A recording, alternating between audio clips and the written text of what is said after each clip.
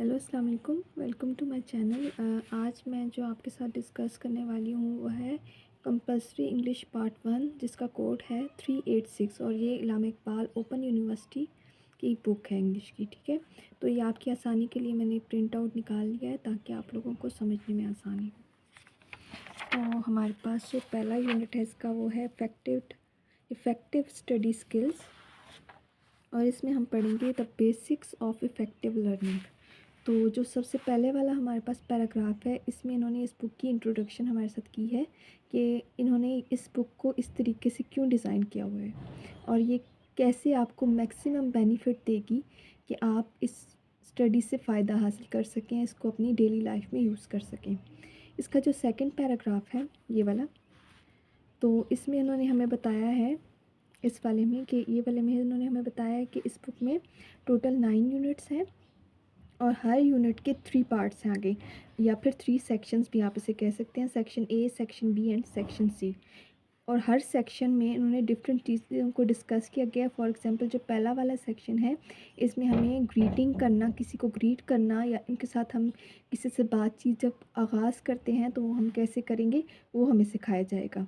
जो section B है उससे हमारी रीडिंग स्किल्स जो है उनको इंक्रीज़ किया जाएगा।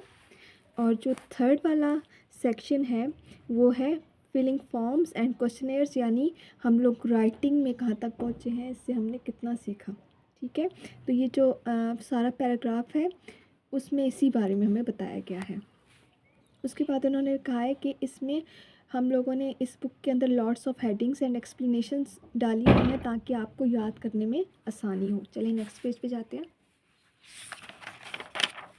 ओके, तो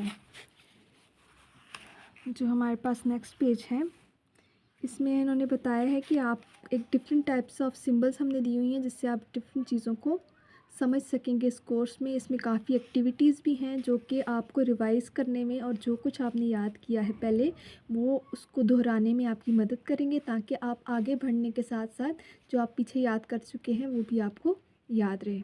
इसके अलावा उन्होंने कहा है कि बुक इस तरह इसलिए डिज़ाइन की गई है क्योंकि इस तरह की एजुकेशन जैसे इलामा इकबाल ओपन यूनिवर्सिटी जो हमें दे रही है उसमें हमारे पास हर वक्त टीचर तो होता नहीं है, तो हमें अपने आप से खुद ही पढ़ना पड़ता है। इसे हम डिस्टेंस एजुकेशन कहते हैं।